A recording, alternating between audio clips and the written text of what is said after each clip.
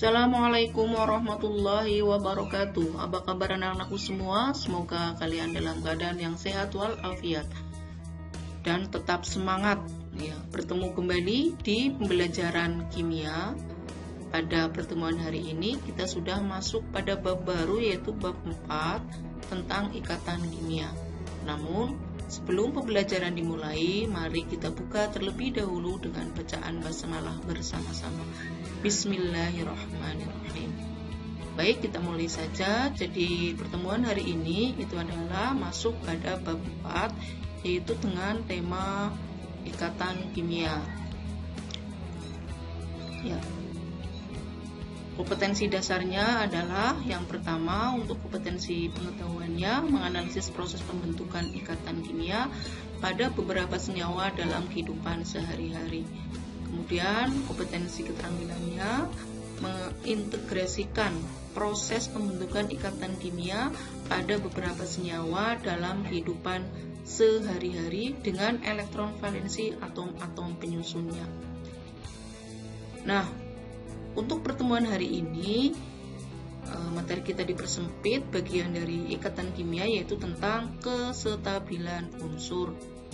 Adapun tujuan pembelajarannya adalah yang pertama, yaitu tentang konfigurasi elektron gas mulia. Yang kedua adalah tentang aturan oktet dan duplet. Yang ketiga adalah tentang cara unsur mencapai kestabilan. Dan yang keempat adalah tentang lambang Lewis. Kemudian tujuan pembelajarannya, yang pertama, peserta didik diharapkan dapat bersikap jujur, disiplin, dan tanggung jawab. Yang kedua, peserta didik diharapkan memiliki kepedulian terhadap lingkungan. Yang ketiga, peserta didik diharapkan dapat menjelaskan kestabilan unsur. Yang keempat, peserta didik diharapkan dapat menjelaskan aturan duplet dan oktet. Yang kelima, peserta didik diharapkan dapat menjelaskan cara atau mencapai kestabilan. Yang keenam, peserta didik diharapkan dapat menjelaskan lambang Lewis. Yang ketujuh, peserta didik diharapkan dapat berlatih mengenali kestabilan unsur. Dan yang terakhir, peserta didik diharapkan dapat menuliskan lambang Lewis. Kita mulai dari materi yang pertama, submateri yang pertama, yaitu tentang konfigurasi elektron gas mulia. Jadi di alam itu ada unsur yang reaktif atau mudah bereaksi, dan ada unsur-unsur yang tidak reaktif atau sukar bereaksi. Contoh unsur yang mudah bereaksi itu besi, dan contoh unsur yang sukar bereaksi itu adalah emas. Unsur yang paling tidak reaktif itu adalah unsur-unsur gas mulia, yaitu unsur-unsur yang berada pada golongan 8A. Jadi tidak ditemukan satupun senyawa alami dari unsur-unsur gas mulia atau unsur-unsur golongan 8A. Nah, mengapa unsur gas mulia itu bersifat tidak reaktif, sedangkan unsur yang lain itu bersifat reaktif? Ini ada seorang ahli kimia yang bernama G.N. Lewis dan W. Hussel mengaitkan kestabilan gas mulia dengan konfigurasi elektronnya.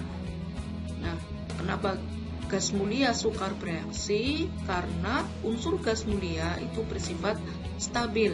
Maksudnya stabil adalah memiliki konfigurasi elektron penuh, yaitu konfigurasi oktet. Maksudnya mempunyai 8 elektron pada kulit terluarnya. Kecuali helium, yaitu memiliki konfigurasi duplet, yaitu mempunyai 2 elektron pada kulit terluarnya. Kita lihat tabel 4.1 konfigurasi elektron gas mulia. Nah, di sini ada unsur-unsur yang berada pada golongan 8A atau yang termasuk unsur gas mulia. Ada helium, ada neon, ada argon, ada krypton, ada xenon, dan ada radon. Nah, helium dengan nomor atom 2 konfigurasinya adalah 2, jadi hanya berada pada kulit K. Neon dengan nomor atom 10, berarti jumlah elektronnya 10, konfigurasinya adalah 28. Kemudian argon, nomor atomnya 18, konfigurasinya 288. Kemudian krypton, nomor atomnya 36, konfigurasinya adalah 28, 18, dan 8. Xenon nomor atomnya 54, konfigurasinya 2, 8, 18, 18, 8. Dan radon konfigurasi elektronnya adalah 2, 8, 18, 32, 18, 8. Nah, di sini dilihat bahwa unsur gas mulia itu memiliki 8 elektron pada kulit terluarnya, kecuali helium itu adalah 2.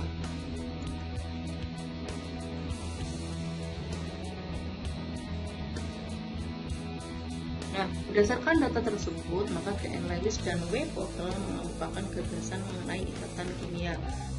Jadi, jika suatu atom berikatan dengan atom-atom yang lain dan membentuk senyawa, maka atom-atom tersebut akan mengalami perubahan sedemikian rupa sehingga mempunyai konfigurasi elektron seperti gas mulia.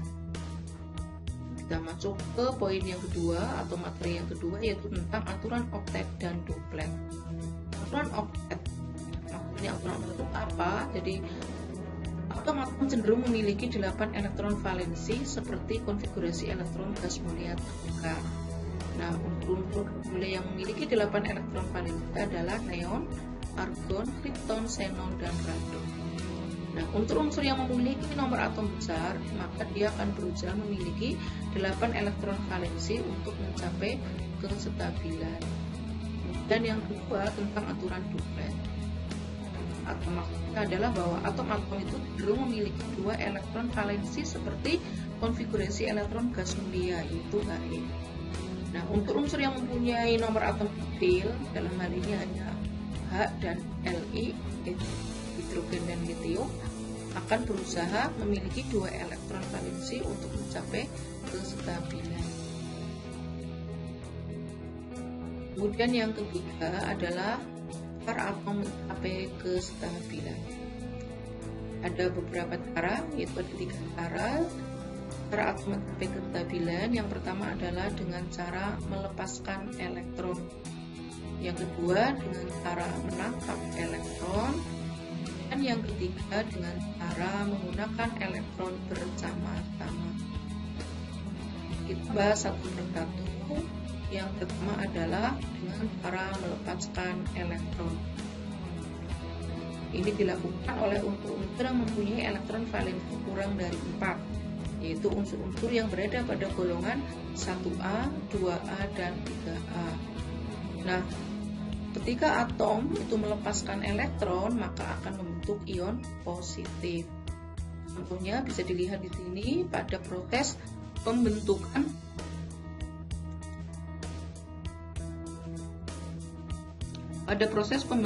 ion Na+. Ya. Nah, ion Na+ ini dibentuk oleh atom Na, ya, atom Na. Ya. Di mana atom Na ini nomor atomnya 11, jadi konfigurasinya adalah 281. Nah, satu ini, ya, ini disebut dengan elektron valensi. Ya, sebagaimana kita ketahui bahwa atom-atom yang memiliki elektron valensi kurang dari 8 maka disebut sebagai elektron yang atom yang tidak stabil. Nah, Na supaya dia mencapai kestabilan, dia ini akan mengikuti atom dari unsur gas mulia yaitu helium, He, ya, yang nomor atomnya adalah 10, di mana konfigurasinya adalah 28. Nah, supaya mencapai konfigurasi 28 ini, maka Na ini, satu elektron ini dilepaskan. Melepaskan satu elektronnya. Karena melepaskan satu elektronnya, sehingga nanti akan membentuk yang namanya ion Na+.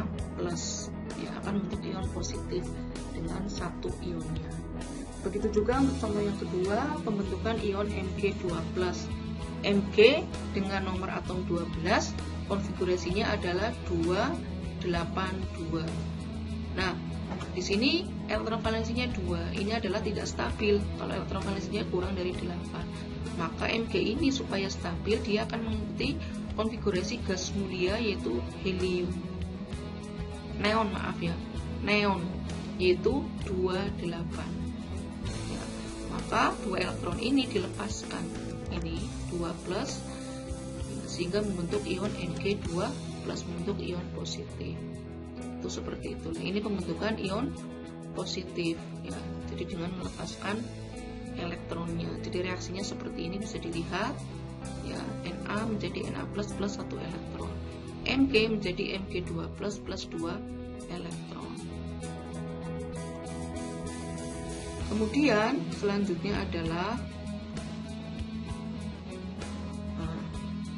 ini ya, jadi bahwa atom-atom yang memiliki kecenderungan yang besar untuk melepas elektron maka disebut sebagai atom elektropositif. Cirinya adalah dia memiliki energi ionisasi dan keelektronegatifan rendah. Contohnya adalah atom-atom logam, yaitu atom-atom yang berada pada golongan 1A, 2A, dan 3A. Nah, dan cara yang kedua adalah dengan cara menangkap elektron. Nah, ini dilakukan oleh unsur-unsur non-logam yang mempunyai elektron valensi lebih dari 4, yaitu unsur-unsur yang berada pada golongan 6A dan 7A. Nah, ketika atom ini melepaskan elektron, menangkap elektron, maka akan membentuk ion negatif. Contohnya dilihat ini ada pembentukan ion Cl-. Nah, ion Cl- ini terbentuk dari atom Cl, di mana atom Cl ini konfigurasinya 287, ya. Nah, ini yang disebut dengan elektron valensi. Nah, 7 ini kurang dari 8, berarti kan tidak stabil. Maka Cl ini supaya stabil, dia akan cenderung menangkap satu elektronnya. Dia akan lebih dekat mengikuti konfigurasi elektron unsur gas mulia, yaitu argon, ya. Dimana argon itu konfigurasinya 288. Nah, supaya konfigurasinya 288, maka atom Cl ini menangkap, ya, sehingga jumlah elektronnya bertambah menjadi 18, sehingga konfigurasinya menjadi 288. Nah, di sini Cl karena sudah menangkap satu elektronnya, maka membentuk ion, yaitu ion Cl-. Contoh yang kedua, pembentukan ion O2-. Ion O2- ini terbentuk dari atom O, ya, dengan nomor atomnya 8, konfigurasinya adalah 26. Nah, 6 ini tidak stabil karena elektron valensinya kurang dari 8. Maka O ini supaya stabil, dia akan cenderung mengikuti konfigurasi elektron gas mulia, yaitu neon, dimana neon konfigurasinya 28. Maka O ini dia akan menangkap 2 elektronnya, ya, karena sudah menangkap, membentuk ion negatif, itu ion O2-. Nah, dengan menangkapnya 2 elektron ini, maka konfigurasinya menjadi 28. Karena jumlah elektronnya bertambah menjadi 10. Ini. Jadi atom-atom yang memiliki kecenderungan menangkap elektron itu disebut atom-atom elektronegatif. Cirinya adalah memiliki energi ionisasi dan keelektronegatifan besar. Contohnya adalah atom-atom non-logam. Itu contohnya seperti nitrogen, oksigen, fluor, dan lain-lain. Kemudian yang ketiga itu cara menggunakan elektron secara bersama-sama. Ya. Jadi cara ini terjadi jika unsur non-logam saling bergabung. Ya. Kemudian jumlah elektron yang digunakan bersama akan cenderung mencapai aturan oktet dan duplet. Nah, para unsur-unsur untuk mencapai kestabilan inilah yang menyebabkan terbentuknya bermacam-macam ikatan kimia. Jadi yang pertama adalah ikatan ion. Ikatan ini terbentuk jika suatu unsur melepas atau menangkap elektron. Yang kedua, ikatan kovalen, yaitu suatu unsur menggunakan elektron secara bersama-sama. Yang ketiga adalah ikatan kovalen koordinasi. Ini di dalam ikatan kovalen, elektron-elektron yang digunakan bersama itu hanya berasal dari satu unsur saja. Dan yang keempat adalah ikatan logam. Ini terjadi jika atom-atom suatu logam menggunakan elektron bersama-sama.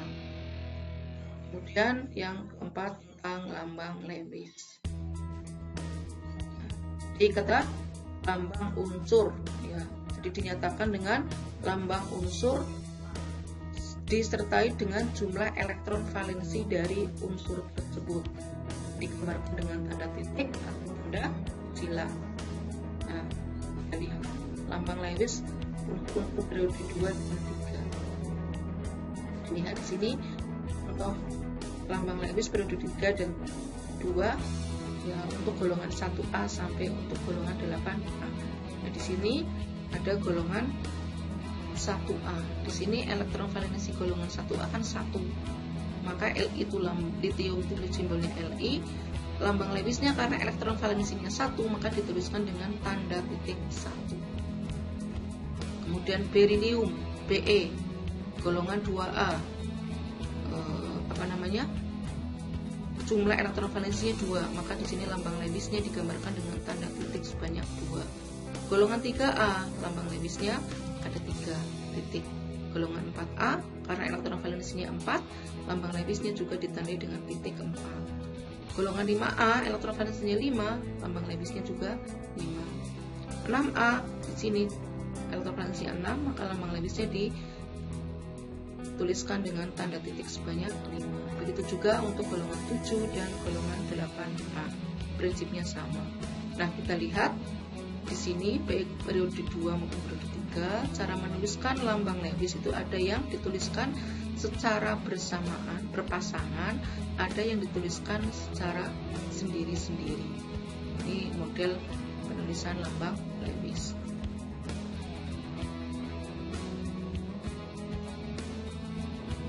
Ya, terakhir latihan soal ya, lengkapi tabel berikut ini dengan jawaban yang benar.